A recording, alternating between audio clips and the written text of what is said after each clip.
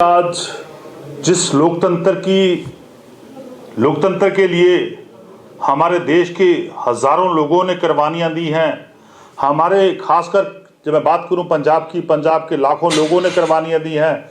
शहीद आजम शहीद भगत सिंह जी, राजगुरु सुखदेव जी, शहीद उधम सिंह जी, बहुत सारे लोगों ने देश को आज़ाद करवाने के लिए अपनी जान कुर्बान कर दी।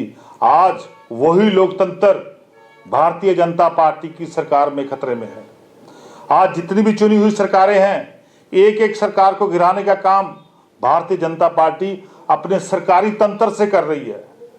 जहां सरकारी तंत्र की जितनी भी एजेंसियां हैं, उन एजेंसियों की ड्यूटी लगाई गई है कि कैसे अरविंद केजरीवाल जी की दिल्ली की सरकार को तोड़ा जाए, कैसे आम आदमी पार्टी पंजाब की सरकार को तोड़ा जाए।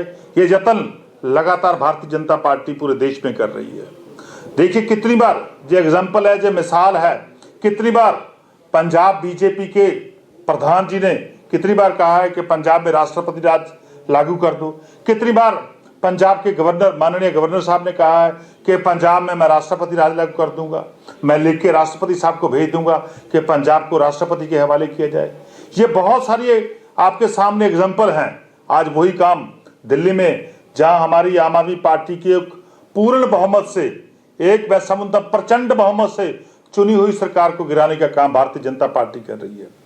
हमारे कौमी कन्वीनर अरविंद केजरीवाल जी को एक झूठे फर्जी केस में जेल में बंद करके हमारे विधायकों को तोड़ने का काम बीजेपी कर रही है। हमारे विधायकों का खरीदो फरोख्त का काम बीजेपी ने शुरू किया है, पर लेकिन हमारे सभी विधायक, हमारे सभी चुने हुए नेता अरविंद केजरीवाल जी के साथ, आम आदमी पार्टी के साथ चट्टान की तरह डट के हम खड़े हैं। बिल्कुल कोई भी आदमी बीजेपी के बहकावे में कभी भी नहीं आएगा।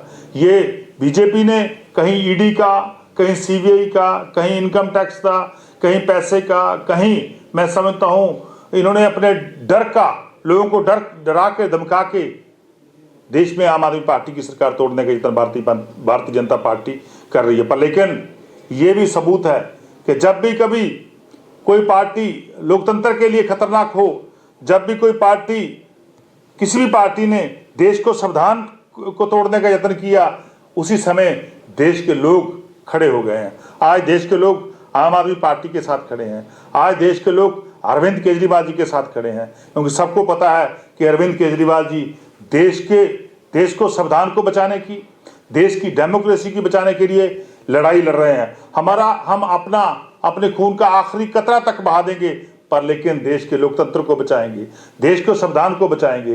जो संविधान हमारे बाबा साहब बी आर अम्बेडकर जी ने बड़ी सख्त मेहनत मशक्कत से तैयार किया था, बहुत ज्यादा सख्त मेहनत करके तैयार किया था। आज उसी संविधान की धज्जियां भारतीय जनता पार्टी पूरे देश में उड़ा रही है। पूरे देश में संविधान को खत्म करने की चाल चल रही है। पूरे देश को मैं समझता हूं एक तानाशाही की तरफ भारतीय जनता पार्टी धकेल रही है। देश कभी भी ऐसा बर्दाश्त नहीं करेगा, और मैं समझता हूं देश भारतीय जनता पार्टी को सबक सिखाएगा, और भारतीय जनता पार्टी की हार निश्चित तौर पे होगी।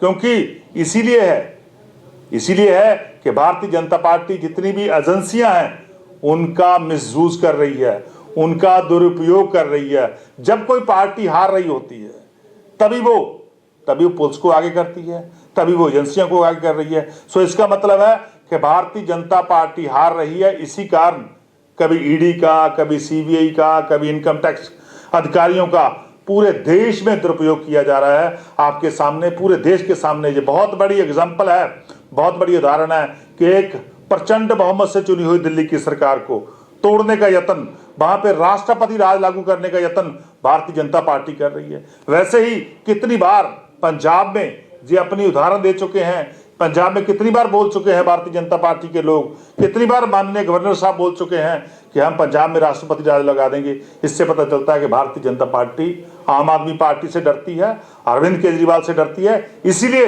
ये राष्ट्रपति राज लगाने की बात कर रहे हैं। पर लेकिन देश के लोग एकजुट हैं, चट्टान की तरह आम आदमी पार्टी के साथ, अरविंद केजरीवाल जी के साथ खड़े हैं।